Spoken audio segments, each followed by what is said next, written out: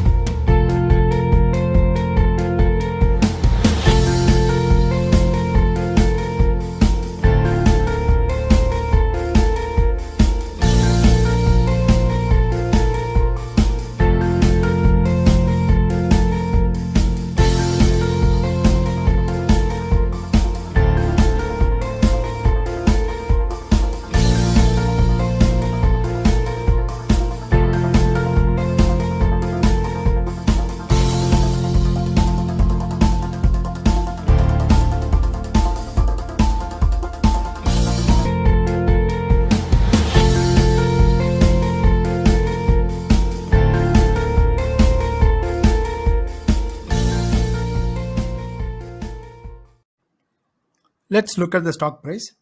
Craftsman Automation stock price is trading at the range of 2,700 and 2,770 levels. A very good company for long term in the aspect of 5 to 10 years down the line. It's not a buy recommendation or sell recommendation, and it's just my opinion. With this, we have come to the end of the session. I'll get you some good stock in the next video.